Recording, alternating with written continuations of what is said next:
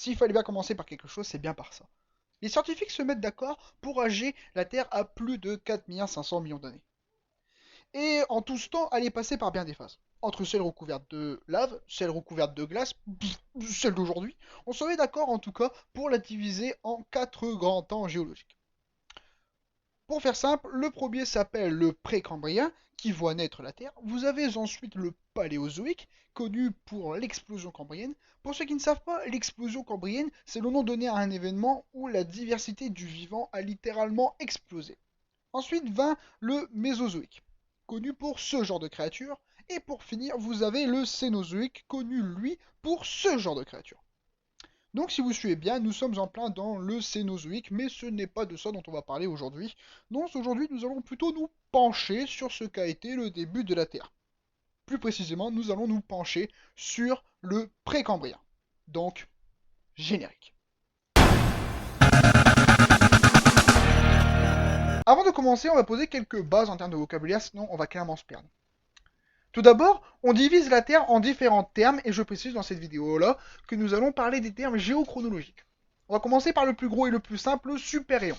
C'est le plus simple dans le genre où il n'en existe qu'un seul, et en plus de ça, c'est le titre de la vidéo. Ensuite, il y a les éons. Super-éon, tu vois le genre. Comme l'AD1, par exemple, qui est le tout premier éon, et c'est donc pendant cet éon qu'on voit naître la Terre. Donc du coup, ça, l'AD1, fait partie de ça, le super-éon précambrien, qui se divise en 3 éons, l'AD1, comme je viens de le dire, et 2 autres éons que nous verrons plus tard dans la vidéo. Et rien que ça, le précambrien, ça représente 8 dixièmes de la vie de la Terre. Ce qui est beaucoup. Après les éons, nous avons les ères. Et la plus connue des ères, c'est le Mésozoïque. Et même vous, vous la connaissez. Du moins, ça vous parle. Plus que toute autre chose dans cette vidéo. Mais si. Non. Bon, si je mets ça. Et oui. Les dinosaures ont donc bel et bien vécu sous l'ère du Mésozoïque. Et vu que vous aimez le Mésozoïque, on va continuer à parler de lui. Et on va voir c'est quoi qui le compose. Et c'est quoi qui compose les ères, du coup, c'est les périodes. Et le Mésozoïque, lui, est divisé en 3 périodes. Vous avez la première, qui est le Trias, la seconde, le Jurassique, et la dernière, le Crétacé.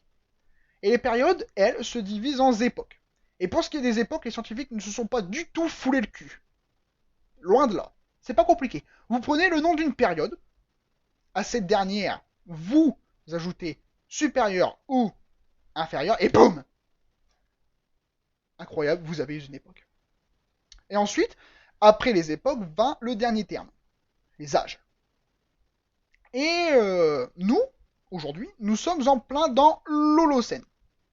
Et donc, on peut dire que l'Holocène est marqué par la découverte de la chose la plus dégueulasse du monde. Et non, je ne parle pas de ta mère. Maintenant qu'on sait de quoi on parle, pardon, le Précambrien est un super-héros divisé en 3 éons, comme je viens de le dire. Voilà. Et c'est avec une immense logique qu'on va commencer par le début avec l'AD1. Je précise, pour ce qui est de l'AD1, que les faits que je vais exposer sont hypothétiques car on connaît que très peu ce qui s'est passé pendant cette époque, cet éon, pardon, excusez-moi, car nous n'avons trouvé aucune roche datée à cet éon. Et donc du coup, l'AD1, c'est le point zéro, c'est genre le début du début, le top départ, le coup de sifflet, le commencement, les origines, quoi. Mais c'est quoi les origines de la Terre? C'est pas compliqué, imaginez les océans. On est d'accord, les océans, c'est 70% de la surface de la Terre. Imaginez maintenant un océan de lave, de magma, qui lui recouvre 100% de la surface de la Terre, et là vous avez l'AD1. Et ce n'est pas pour rien que son nom vient du dieu grec Hadès, excusez-moi, et qui veut dire tout simplement les enfers. De la lave partout. Partout. Et oui, comme vous l'avez compris, pendant cette période, la vie n'existe pas. C'est ici que la Terre s'est formée grâce à la collision de milliers et de milliers de corps rocheux il y a environ 4 500 millions d'années. Et je le sais car j'y ai été, bordel. Ce phénomène, lorsqu'une planète se forme, nous l'appelons accrétion. chaque planète a eu sa période d'accrétion. Et si mes calculs sont exacts, ce qui est rarement le cas, pour ce qui est de la Terre, sa période d'accrétion a duré 150 millions d'années. Ensuite, lorsque la Terre a recommencé à ressembler à quelque chose, être en équilibre hydrostatique, enfin ronde quoi, il a fallu qu'on vienne l'emmerder. Par quoi Par un planétoïde nommé Theia, aussi grand que Mars, qui est entré en collision avec notre planète, causant une vague de lave de plusieurs kilomètres de haut, générée grâce à l'impact. Je pense qu'il fallait pas du tout être dans les parages lorsque cela s'est produit, mais c'est grâce à cet événement que la Lune est née. Encore une fois, c'est hypothétique. Donc finalement, même si Theia a failli nous pulvériser, il faut la remercier. Et c'est donc de cet événement cataclysmique, grâce aux débris rejetés grâce à l'impact, que la Lune va naître en tout au plus quelques dizaines d'années. Et à sa naissance, ça sera beaucoup plus chaude et beaucoup plus proche de la Terre. L'impact a également accéléré la rotation de la Terre, si bien qu'en 24 heures, le Soleil, se couche 4 fois. Une vraie feignasse, cet enculé. Mais bon, maintenant on va se plaindre. Vous vous plaignez tous, pauvres humains que vous êtes, lorsqu'il pleut. Eh bien c'est normal, car moi aussi, quand je vais chercher des cotons-tiges pour mon poisson rouge Maurice, ça me fait chier de devoir me mouiller, putain. Eh bien cette fois-ci, on va dire que c'est pour notre bien. Ces pluies interminables, genre des millions d'années-lumière, millions d'années, sont à l'origine de la baisse de température de la Terre, qui peu à peu va diminuer jusqu'à permettre l'existence de l'eau et même plusieurs centaines de degrés, l'eau va quand même pouvoir prendre sa forme liquide. Je dis rien parce que ça vous pose aucun problème là. Ça vous pose aucun problème à vous. Non. Plusieurs centaines de degrés et de l'eau liquide. Aucun problème. Eh ben non, aucun problème, car la pression atmosphérique de la Terre est alors 200 fois plus élevée qu'aujourd'hui. Ceci explique donc cela. Les océans primitifs vont donc commencer à se former. Beaucoup moins profonds qu'aujourd'hui, mais beaucoup plus chauds et même à la limite de l'ébullition. Ensuite, la situation se stabilise. Enfin, quand je dis se stabilise, c'est plus ou moins. Mais peu à peu, une protocroûte va se former et le moins qu'on puisse dire, c'est qu'on a quand même pris cher pendant cette période. Mais encore une fois, on va dire que c'est un événement qui est responsable de la présence d'eau sur Terre. En gros, ce qu'il faut retenir de l'AD1, c'est la naissance de la Terre, un océan de magma, une période de stabilisation bien méritée pour la Terre, et la collision entre la Terre primitive et Theia. Ce qui marque véritablement la fin de l'AD1, c'est bien l'apparition de l'oxygène. Et là, ça va chier. Et donc, c'est à partir de là que l'Archéen commence. Et l'Archéen, ça va être chiant, car là, cet éon se divise non pas en 1, ni 2, ni 3, mais 4. 4. Putain. On commence par l'éo-archéen, le paléo-archéen, le méso-archéen et le néo-archéen. 4 quoi. L'Archéen.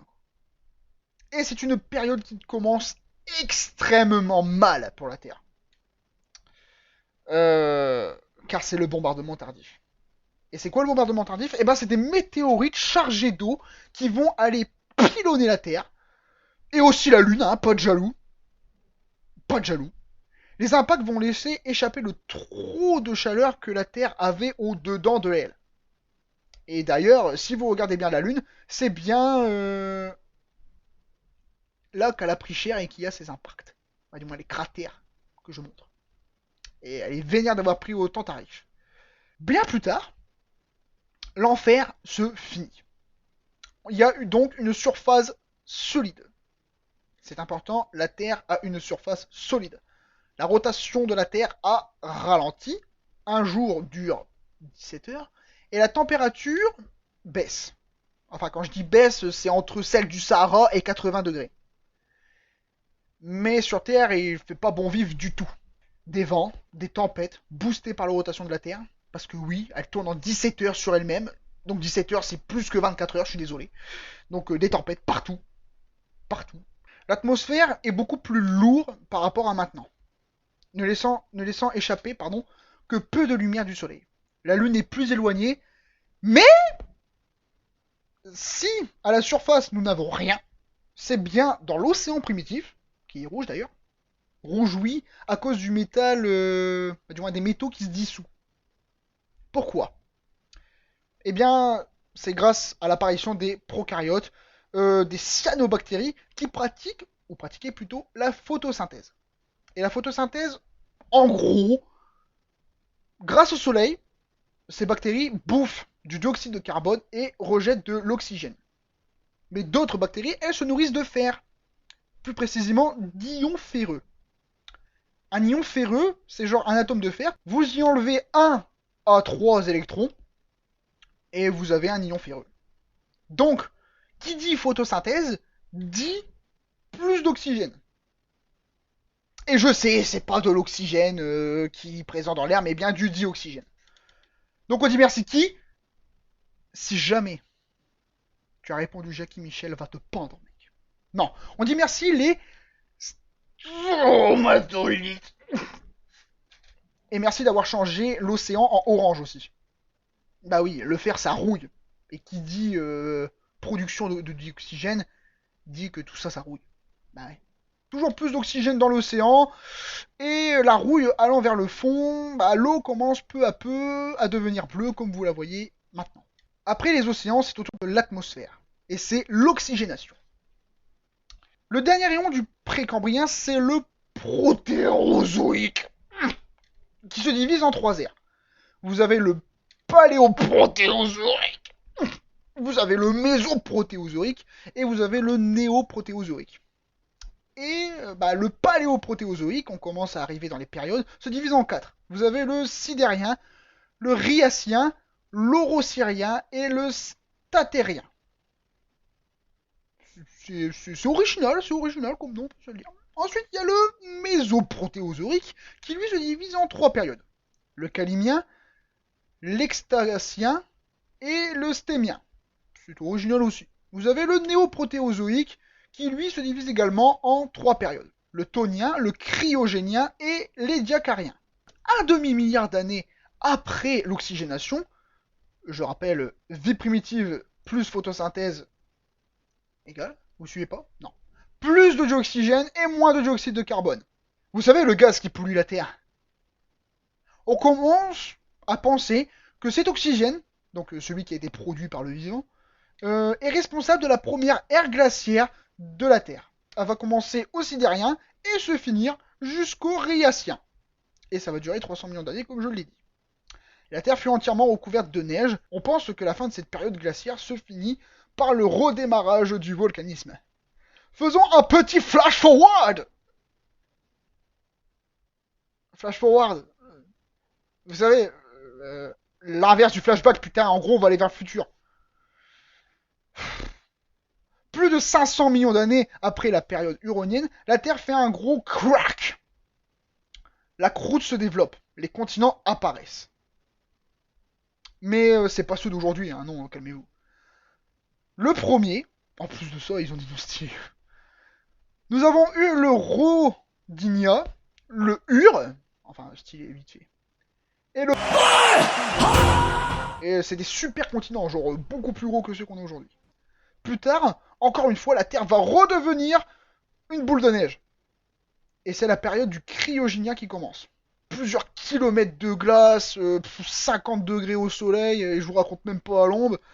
Mais rassurez-vous, elle va durer 85 millions d'années, soit 3 fois moins que la période précédente. Et nous pensons encore une fois que c'est le volcanisme qui est à l'origine de la sortie de la Terre du grand froid. La Terre va reconnaître une nouvelle période d'oxygénation. Peu après, nous allons rentrer dans le phanérozoïque et le cambrien. Et la Terre va connaître l'explosion cambrienne. Nous venons de voir à peu près 85% de manière brève l'histoire de la Terre. N'hésitez pas à me corriger dans les commentaires si vous apercevez d'éventuelles erreurs, à mettre un pouce bleu et à partager la vidéo si vous l'avez aimé, et bien sûr, le plus important, à vous abonner. Je vous remercie également d'avoir regardé la vidéo en entier et j'espère que cette vidéo vous aura plu. Et surtout n'oubliez pas, La suite au prochain numéro.